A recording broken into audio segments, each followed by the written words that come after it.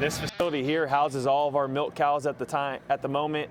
We house all of our, I would say 8-month-old and younger young stock here. And then once they get to about 8 months old, they graduate to some heifer ranches that we have down the road, a couple heifer ranches. They stay there, get bred there, they come back as springing heifers, and we calve everything in here into the milking parlor here. Donc, il tire 4300 vaches ici sur le site. Toutes les veaux sont gardées ici jusqu'à l'âge de 8 mois. Après ça, ils s'en vont dans un autre, dans un heifer ranch un petit peu plus loin, qu'ils possèdent eux-mêmes. Ils reviennent au vêlage, puis tous les vélages passent ici. So we used to milk on 3 facilities. We continue to improve upon this facility, one freestall after the next. We made the jump from the old flat barn down there to the carousel in 2015, and with the addition of each and every freestall, we've continued to bring home one small dairy at a time, kind of to merge here to become more efficient. Il y avait plusieurs sites, mais au fur et à mesure, ils ont mis des freestalls avec des couverts, comme vous pouvez voir, avec les ventilations et tout ça. Donc, pour être plus efficace, ils ont tout ramené proche du carrousel. Avant, ils tiraient les vaches là-bas dans un salon de traite. Maintenant, ils tirent au carrousel ici. Ils ont essayé de tout regrouper pour être plus efficace. Yeah.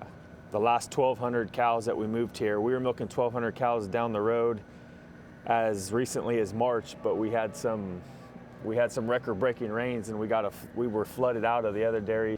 And once we got them here, we were overcrowded, but we realized that we could facilitate the extra animals, so we never took them back. We turned that other dairy into another heifer ranch. Donc, en mars, ils ont eu des inondations à leur autre ferme où ils tiraient 1200 vaches. En urgence, ils ont ramené tous les animaux ici. Puis ils étaient overcrowded, mais ils se sont rendus compte que ça virait quand même pas si mal. Donc, ils ont accommodé quelques trucs, puis après ça, ils n'ont jamais renvoyé les animaux là-bas, puis ils ont transformé l'étable là-bas en étable pour les génisses. Ou les tares pleines, en fait. Maybe tell us a little bit about your production level, that kind of stuff. We're a young herd. We're still about 45% first lactation. We're milking about 58 to 60 pounds of flow per day. This time of year with this weather, we're at a 5 fat, 4 protein. Donc, c'est un jeune troupeau, ils sont à 45% de première lactation. Ils ont une moyenne de 58 à 60 livres de lait, à 5 de gras, 4 de protéines. As far as where we're going from here forward, we currently breed 90% of our milking program to beef on dairy, and then we create the balance of our replacements through our replacements. So our young stock get bred to jerseys, and 90% of our milking herd gets bred back to beef. We're predominantly Angus embryos. We do Angus embryo transplants, but if they fail to conceive on the Angus embryo transfer, then we'll fall back on a Charolais cross, Jersey cross.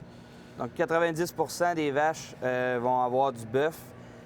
Le remplacement est créé par les génisses de remplacement, donc ils vont faire du sexé dans leur génisse. Puis du bœuf, ils utilisent le bœuf, c'est des embryons Angus pur sang. Puis si ils ne collent pas avec les embryons Angus pur sang, ils vont utiliser du charolais pour les saillies suivantes. How many times you use sex semen on your heifers? We're 4 times sex semen, and then if we do have a problem heifer, she'll get one last chance 5th service with Charolais, but no conventional. We haven't used a drop of conventional semen in over a decade. Donc, les génisses qui sont utilisées pour le remplacement vont être saillies jusqu'à 4 fois avec de la semence sexée. La 5e fois, ils leur donnent une chance avec du charolais. Puis, il n'y a aucune semence conventionnelle qui est utilisée depuis plus de 10 ans. Yeah, so we'll do, on the Jersey side, on our Jersey program, we'll run 3 to 6 donors every 2 weeks. So not big, we just play around with it. Everything's genomically tested. We'll flush our top donors or our top genomic animals every other week. Like I said, 3 to 6 donors maybe. We take them down the road to where you guys were just at, and we use their facility to flush the donors. So small Jersey embryo program, but on the cows we transfer close to 200 embryos a month. A week. Close to 200 embryos a week, Angus embryos, because we'll carry purebred Angus, and then so yeah, a lot of IVF on the beef side, and then a little bit on the Jersey side. Do you produce your own Angus embryos, or you purchase? We don't. We purchase.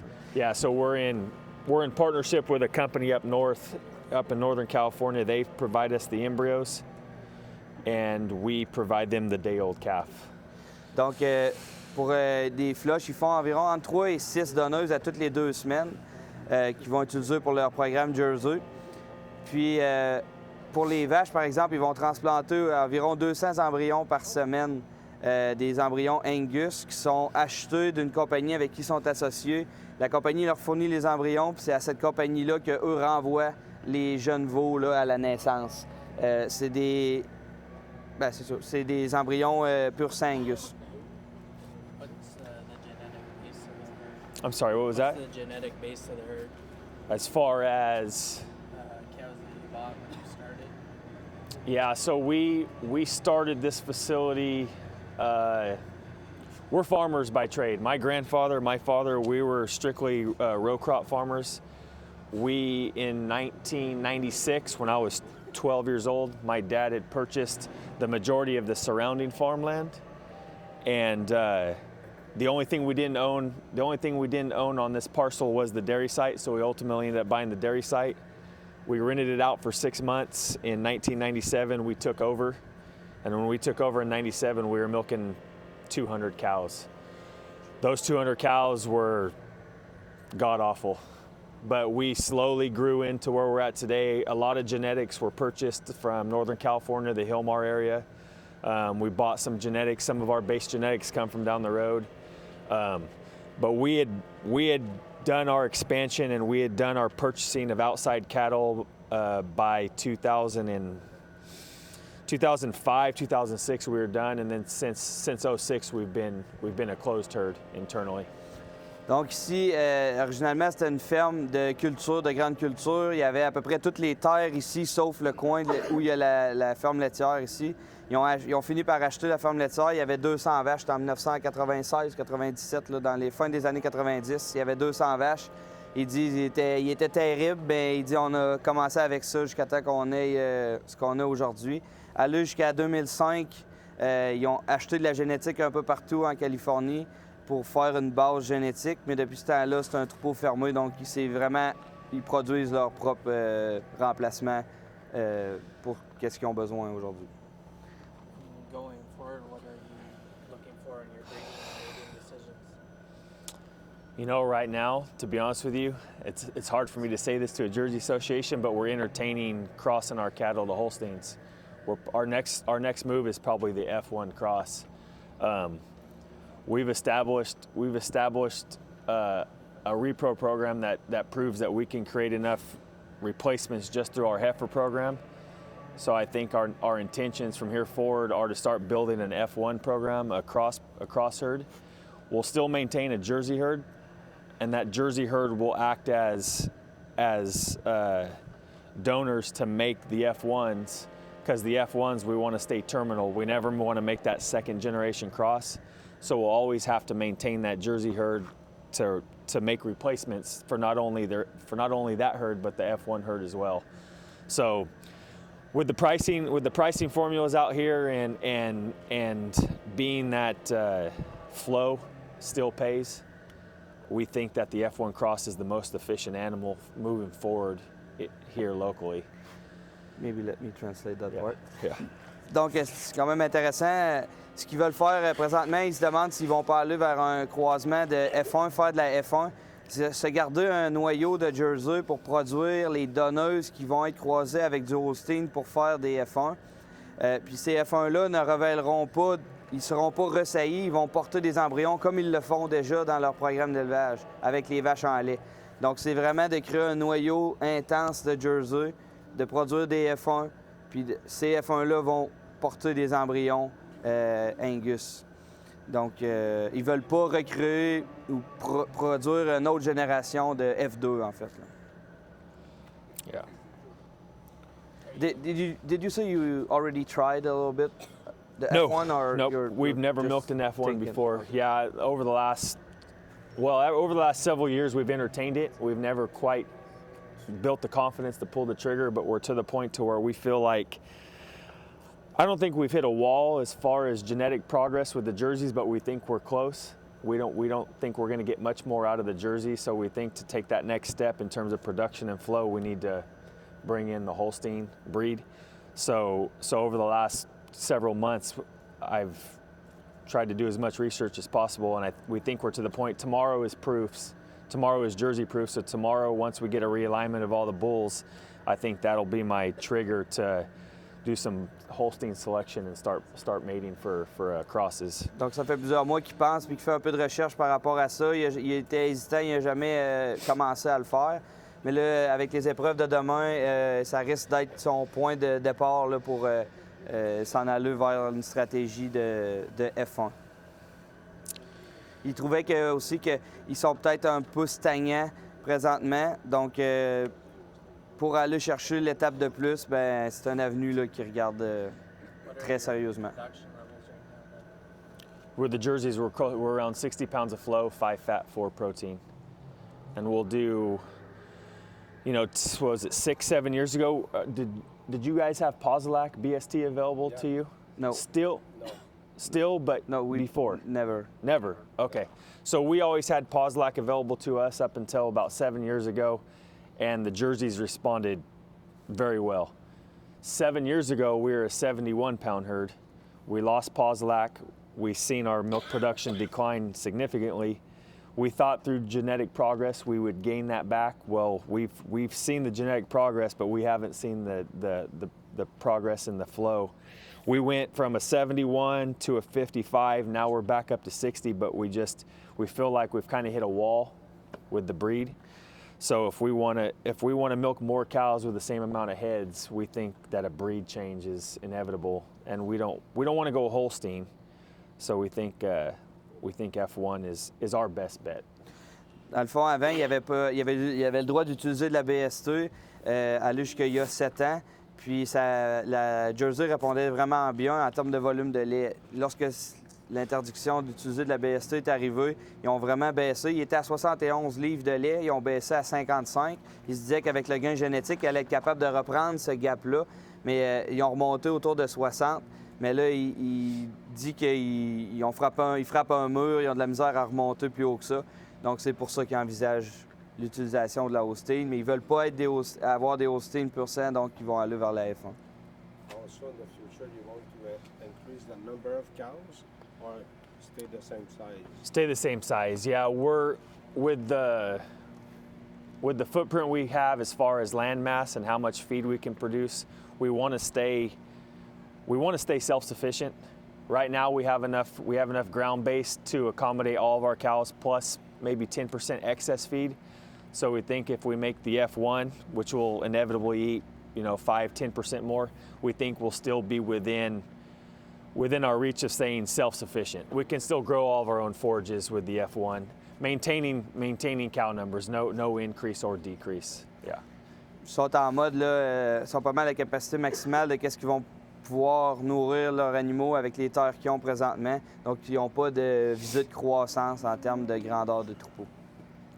And when I say we're self-sufficient, we grow all of our own forages, silages. We still have to step into the marketplace and buy a lot of alfalfa. Donc, ils font tous les ensilages ici à la ferme, mais ils doivent acheter là, la luzerne, le foin de luzerne, ils l'achètent sur le marché. How many acres do you have? We farm 1,500 acres farmable, which 1,500 acres farmable, 220 are in almonds, so we have roughly 1,200 acres for the cows. Donc, il y a environ 1200 acres pour les vaches, ils ont 250 acres pour les amandes. Look around, the buildings seem fairly new. Is everything under All- roof and freestall? The milking herd, the entire milking herd is under a roof. Our dry cows and our young stock are all out in open lots. The other two facilities that we used to milk cows at, they were both open lots. We seen a big difference in dry matter intake and overall production when we were comparing freestall facility versus open lots. So we made an aggressive effort to build freestalls to get everything under a roof because the cows were just so much more efficient. Il y avait des bâtiments ici qui étaient en dessous d'un toit. Il y avait des à l'air libre dans un autre site. Puis ils voyaient la différence sur la prise de matière sèche puis la production aussi. Donc, quand ils ont vu la différence, ils se sont dépêchés à essayer de bâtir le plus possible des freestalls ici pour être capable d'aller chercher plus d'efficacité avec leurs vaches. So when you say that they are more efficient here, how many pounds per cow do you think? So when we had cows both out in the open and in the freestalls, we were seeing about 2 to 3 more pounds of dry matter intake on the open lot cows with about 3 to 4 pounds less flow. So we were losing, 60 to 80 cents on the milk check, and we were losing another 60 cents, 50 to 60 cents on intakes, yeah. Donc, We felt like it was $1 a day or more swing per cow. ils perdaient un petit peu plus qu'$1 par vache par jour. Les animaux qui étaient à l'air libre là-bas versus les animaux qui étaient en dessous du toit ici, parce que les animaux là-bas mangeaient 2 à 3 livres de plus de matière sèche par jour, puis ils produisaient 3-4 livres de lait de moins. Are all the 3 barns similar, or I'm assuming that third one's the newest? That third one's different, yeah. So the middle barn was our original barn. We built that freestall in 2005. Then we built this shorter barn in 2013, and that back barn was finished in 2021, just not quite 2 years ago. Donc, 2005, 2012 puis 2020, 2021, la dernière étape la plus grosse qu'on peut voir. Anything different in that last barn? There is. You guys have a lot of freestall barns in open side just like this, or are they? No, Yeah, because of too the cold. Snow and Yeah. cold. So our county air and water agencies around here are really strict with what we can and can't do, and when you submit permits, you basically get a footprint, and we have to keep all of our construction within a certain footprint. So when we built that last barn, I had to get creative on how I could get as many cows as possible into a certain amount of square footage.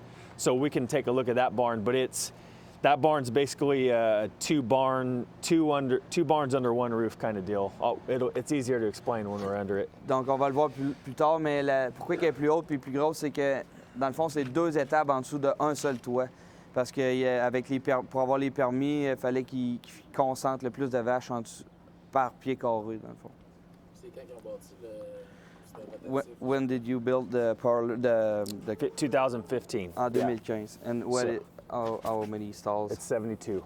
Donc, c'est 62 postes 72, carrousel de carousel. traite en 2015. Yeah, so that flat barn down there, we kept making upgrades to it until finally we were milking, I think, 1,800 cows through that barn, which was taking about 26 hours a day. So we were milking down there pretty hard between the 2 north freestalls here. This went under construction. We were able to move that 12, 13-hour work shift up here, and that 13-hour work shift turned into a 4-hour work shift in this barn. So we started adding on cows, and before the most recent freestall, we had all of our open lots full of milk cows. We were traveling cows long distances to get up here. We got this place up to 2,800, and then we made the step to make the next barn to get it up to over 4,000. Because, like I said, the open lots were inefficient. The furthest stanchion from the barn was almost 2,000 feet one way. So it was just a lot of work on the cows. We seen them struggle in the summer. If the winters were wet, it was even worse. So we had to get them under a roof as soon as possible. Donc, au départ, ils tiraient des vaches dans l'étable là-bas avec le toit plat. Ils ont monté jusqu'à 1800 vaches dans ce salon de traite-là, puis ils étaient à capacité vraiment maximale. Quand ils ont bâti ici, ils se sont mis à traire les 2 premières étables ici. Ils ont baissé de 7 heures. Ça prenait 13 heures à traire là-bas. Ils ont baissé de 7 heures le temps libre, donc ils ont pu commencer à avoir plus de vaches pour utiliser à pleine capacité leur carrousel. Puis aussi, il y avait avant qu'ils bâtissent la dernière étape, il y avait des lots à air ouverte. Puis les vaches, il fallait qu'ils marchent 2000 pieds juste pour venir à la salle de traite. Donc, éventuellement, ils ont fait la nouvelle étape pour que les vaches aillent moins à marcher longtemps. Puis ça l'amenait des problèmes l'été parce que c'était loin, mais aussi l'hiver, dans les périodes humides, pour les problèmes de pattes et sabots. How long dans le fond, comment c'est long à coucher Elle vient se faire traire puis elle retourne. What's the amount of time between she get up and get to the parlor and come back to her feed area? Good question. So right now, we used to have each of these barns split into quarters. We since have eliminated the quarters, and each of these barns is just halves. So now we're milking 600 cow pens. And to get a 600 cow pen in and out of the barn takes about an hour and 15 minutes now. Donc, c'est des groupes de 600 vaches. Avant ça, c'était les étapes étaient divisées en 4. Maintenant, ils ont divisé en 2. Ils ont fait des plus gros groupes de 600. Ça prend 1 h 15 aller-retour pour faire un groupe de 600 vaches. And we're milking 2 times a day right now because when we brought all the cows home during the flood, we got to the point to where we could only milk twice a day. But when we can manage to milk some corrals 3 times, we'll split the pens and turn them from 600 cows to 300 cows. Then it's a 35 to 40 minute turnaround time. Since they're milking 3X, we get them in and out that much quicker. Donc, en ramenant les animaux de l'inondation, ils ont dû se limiter à 2 fois par jour. Mais il y a quand ils sont capables, puis s'ils étaient capables, ils rediviseraient leur groupe de 600 en 2 pour être capables de faire des plus petits groupes. Puis ces groupes-là, les tirer 3 fois par jour. Certains groupes, les tirer 3 fois par jour. Puis ça permettrait aussi que ça prendrait 45 minutes, là, venir se faire traire puis retourner parce que les groupes sont plus petits. Ces groupes-là qui seraient à 3 traites. Les FE, est-ce qu'ils en ont présentement, est-ce qu'ils en tirent? Ils n'ont pas fait d'expérience avec ça encore? Non, pas encore. Raising costs, how that... As far as work out for rearing you? heifers, Yeah. not cheap. So last year we seen record-breaking feed prices from grains to silages. Everything was expensive. At one point, I was penciling out to get a calf from day old to in the barn was costing us $2,100.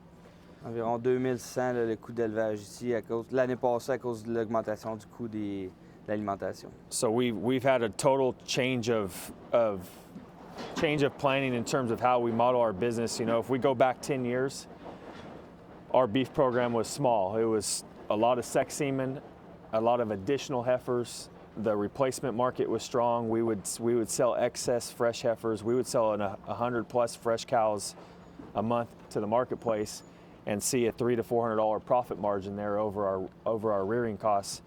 Well, that flipped on its head real fast. So that was when we made the aggressive move to go heavy on beef and get our heifer program down to what the right size was, to where we were just, you know, functioning self-sufficiently instead of having all the excess heifers. Donc avant, ils vendaient ils pouvaient vendre une centaine de vaches fraîches à tous les mois au marché pour de la vente de vaches fraîches, puis faire 300-400 $ par vache de profit par rapport au coût d'élevage. Mais à un moment donné, les prix ont vraiment chuté, donc ils ont fait un switch dans leur production de veaux Angus. C'est pour ça qu'ils sont venus très agressifs à utiliser des embryons Angus, parce qu'ils voulaient, dans le fond, contrôler au maximum leur inventaire d'élevage, puis vendre des veaux à valeur ajoutée. And this year forage prices have come down. We can get a calf into the barn a little bit cheaper, but I'd still say we're somewhere just south of $2,000. Right now, the fresh cow market is strong. There is a shortage of fresh cows right now. I think there's a big wave of a lot of dairymen switching to beef. And the Holstein, especially on the Holstein side, everyone kind of shorted themselves replacements. So right now, there's a little bit of a surge for the need of replacements. But for the most part, you know, you look at a 12-month average, if you're selling fresh cows, you're selling them at a losing effort versus what it costs to raise them. Donc, avec le prix des fourrages qui est redescendu un peu, ils peuvent prévoir un coût de remplacement à peu près un petit peu en bas de 2000 $. Puis ce qu'ils voient, c'est que le marché des vaches est un petit peu meilleur parce qu'il y a beaucoup de gens qui ont fait comme eux, ils ont fait un switch vers l'Angus, notamment les éleveurs Holstein. Donc, ça a enlevé des femelles sur le marché, ça a remonté le prix. Donc, c'est un peu moins pire, mais ça reste qu'ils veulent contrôler le plus possible. And we expect the fresh cow market to stay strong in the short term because so many dairy herds switch to beef that that there's a demand for replacements from dairymen, and that these dairymen today that are still short on replacements, they still continue to breed beef because they're choosing to breed beef and go buy replacements because the beef market is so strong. Donc, il prévoit que cette tendance-là va garder parce qu'il y a encore beaucoup d'éleveurs que même s'ils sont avec une stratégie, même s'ils manquent de sujets de remplacement et qu'ils doivent aller en acheter, ils continuent d'avoir une stratégie de bœuf agressive. Donc, ils ne prévoient pas que ça va se régler tout de suite, ce manque de femelles de remplacement. Là. So, do you think about coming back, like raising a little bit more than what you're doing right now to fill that gap, or you're going to stick to like these guys? If we kind of change course and start creating F1s, we'll probably have to commit all of our breeding strategy to that. Even during all the higher feed cost times, we've stayed committed to raising about 50 extra fresh cows a month, so we stay active in the marketplace even if it's at a loss. We do that just because we market a lot of our genetics, so we like to market fresh cows monthly just to keep our name out there. Yep. To try to just try to stay involved. So we'll probably always market a few animals, but we're not going to start creating the excess to fill that market void. No.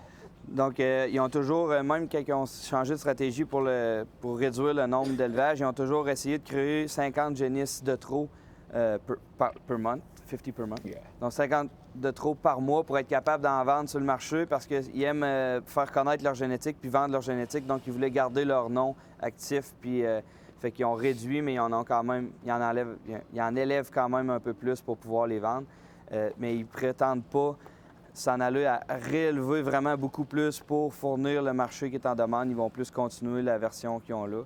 Puis aussi, bien, avec leur programme de F1, bien, ils vont avoir pas mal besoin de... Tu sais, ça va utiliser pas mal toutes leurs vaches, donc ils vont pas mal continuer qu'est-ce qu'ils font là au niveau de la Jersey.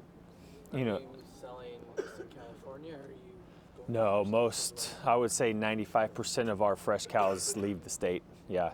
I sold 50 last week on Friday. Those stayed locally here in California. That's the first group of fresh cows that I've sold that stayed in California in a few years. Yeah. La majorité... Well, I mean, I'm sorry, I've sold some to a neighbor of mine just north of here. He's making the conversion from Holstein to Jersey, so I've been filling his barn with Jerseys. But most of my cows go to the sale, to a video sale up north, and virtually all of those leave the state. At Sanders. Turlock, yeah. So we visited them Okay. on Saturday. So. Did you No, Tile or no, at Sanders. Natalie yeah. Sanders' family? Yeah. So, donc, les animaux qui vendent, ils les vendent pratiquement toujours en dehors de l'État de la Californie. Il en a vendu en Californie récemment, mais ça faisait des années qu'ils n'en avaient pas vendu à l'intérieur de la Californie. C'est tout le temps ailleurs. Puis ils vendent ça où on a été, bien, chez les Sanders, chez qui on a été, qui font le commerce des animaux. C'est via ce système d'encan-là qu'ils vendent leurs animaux. Ils vont faire le F1 à partir des embryons ou... Non, à partir de leur programme, leur bonne Jersey, ils vont aller mettre des Holstein dedans. Ces veaux-là, ils vont les élever, ils vont venir en production, puis ils vont porter des embryons Angus à leur tour. Les F1, ils n'auront pas... Ils vont partir pour les What's the price right now for fresh cows in the area? Man, it's volatile. So last month, 30 days ago, fresh jerseys were selling through the Tile sale for about $2,500 a head, and this month we got $1,900. Le prix des vaches est très variable. Le mois dernier, ils ont vendu des lots de vaches à 2500 $ dans le réseau d'encan. Puis ce mois-ci, ils ont vendu à 1900. What's the cost of a purebred embryo, Angus embryo? We're getting a discounted embryo. If you were just to go out into the market and try to find an Angus embryo, it's $45 to $60. We've worked out a deal with a family that raises Angus. They're giving us an embryo for $25. We know it's costing them more to make that embryo, but they're discounting it for us with the handshake agreement that all the day olds are guaranteed to go back to their ranch. Because when we're buying the embryo, so technically we own the calf, so they don't want to see us sell that calf somewhere else. So they're going to subsidize the embryo with the agreement that we'll get the calf back to them. Dans le fond, sur le marché, c'est entre 45 et 60 $ par embryon Angus pur sang. Sauf qu'ils ont une entente avec leur fournisseur. Ils leur vendent à rabais autour de 25 $, sauf que ce qu'ils font, ils ont l'obligation de retourner les veaux à eux autres. Donc, ils vendent un peu à perte, mais ils s'assurent qu'eux, ils vont revoir cette génétique-là. À jour 1. Ouais. C'est au nord de la Californie.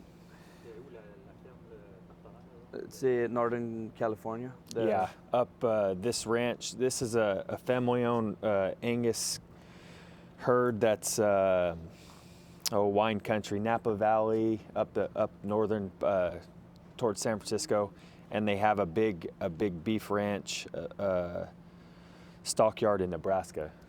Donc, c'est une ferme familiale dans le coin de Napa, au-dessus de San Francisco, mais ils ont aussi un ranch d'élevage au Nebraska. Are they making those embryos themselves on their farm? Or No, so the same vet that we use for our Jersey program, Daniela Demetrio, she's a Brazilian. She works for the Maddox family in Riverdale. The family that has the Angus, they have 40 donors. They have 40 Angus donors at her place now, and she's aspirating embryos for us. And they have another lab up in Davis, up in Northern California, that they also have donors. So they've got 2 donor locations where they're constantly working donors aspirating embryos. Donc, les donneuses des embryons Angus sont logées dans des satellites de leur vétérinaire. Donc, c'est elle qui va aspirer les embryons, les ovocytes, ils vont faire les embryons, puis ils vont leur faire. Do you have your in-house vet, or it's hard? Yes. No, I'm sorry. In-house vet under our own payroll? No. No, we have a local veterinary service come out twice a week. Tuesday we do palpation herd checks every Tuesday, and then every Friday they'll come out and assist us. I have three employees that will transfer embryos, but I'll also have two vets come out on Friday, and the 5 of them will work together and transfer about 120 embryos on a Friday. Donc, le vet, ils viennent 2 fois par semaine. Une journée, ils font des fouilles par palpation. Puis les autres journées, l'autre journée, ils vont transférer les embryons. Ils en font environ 100-125 embryons cette journée-là qui viennent. Puis il y a aussi 3 personnes qui sont formées de leurs employés de la ferme qui vont implanter des embryons, la balance. But back to her question, we should have a vet, an in-house vet. We've got to the point to where we're doing so much work that we could have a vet on payroll probably cheaper than what we're paying a vet service to do. It's in the talks. It's one of those deals where we know it's cheaper, but we can't keep a vet busy. So we almost want to find a neighbor to share a vet with, but we're not quite there yet. Ils savent que ça serait peut-être moins cher d'avoir leur propre vétérinaire, mais il n'y aurait peut-être pas assez d'ouvrages à leur donner. Donc, ils essaient de penser à d'autres voisins qui pourraient avoir partagé un vétérinaire avec eux autres. Tu as parlé de payroll, là. C'est quoi le staff pour Visite, les attentes? How many employees on the whole company? Maybe how many on the farming side and on the dairy side? We employ 45, 26 total on the dairies and the heifer ranches, and the balance on the farm side. Donc, ils ont 26 employés pour les étables laitières puis les étables vaches et génisses. Puis ils en ont 42 au total, donc la balance, 45 au total la balance pour les champs, les amandes.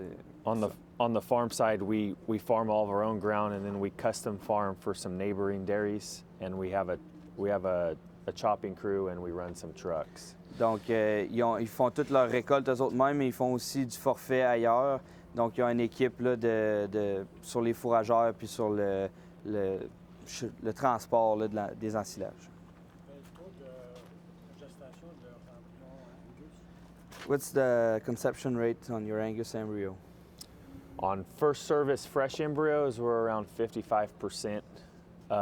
Frozen embryos, we lose about 7% on our conception rate. So the majority of our program is fresh. So as an average, we're right around 50-51% conception rate. Donc 55% pour les embryons implantés frais, 48% pour les embryons implantés congelés. Donc une moyenne totale là, de 51 à peu près. Is it better with the Angus embryo compared to the Jersey embryo? not a fair comparison here because a lot of our Jersey donors are our highest genetic merit valued animals, and more times than not, those are young heifers not producing the best embryos. So our numbers aren't as good. We're probably a 43 to 45% conception rate on our Jersey program. The Angus run 50+%. But if we went out and cherry picked our most fertile animals and created donors out of them, I would imagine we'd be right there. Yeah. Leur taux de conception des embryons de Jersey est un petit peu plus faible, mais principalement dû au fait que c'est les génisses avec le plus de mérite génétique. Donc souvent, les génisses un petit peu plus jeunes. Puis on sait que les génisses plus jeunes produisent des fois un petit peu des embryons de moins bonne qualité. Donc c'est ça qui vient un peu affecter là, le taux de conception. Il est convaincu que s'il sélectionnait ces donneuses en fonction de leur capacité à être fertile, de leur capacité à produire des bons embryons, il serait comparable avec le programme Angus. Another thing affecting those numbers is the Angus programs that we run through, we're guaranteed all grade 1 embryos, whereas on our Jersey program that we're paying for ourselves, we're transferring grade 2s, even a couple grade 3s. We're transferring everything, trying to get those high genomic animals. So that's knocking our numbers down considerably. Aussi, une chose qui a un effet sur le taux de conception, c'est que les embryons qu'ils achètent, c'est tous des embryons de qualité 1 garantis, tandis que les embryons qu'ils produisent eux-mêmes dans le Jersey, bien, ils les implantent tous, que ce soit des embryons 1 ou qualité 2 ou qualité 3, parce qu'ils veulent avoir les animaux avec le mérite génétique le plus haut possible. Fait que c'est sûr, on sait que les embryons qualité 2 et qualité 3 ont des taux de conception un petit peu plus faibles, donc ça explique aussi.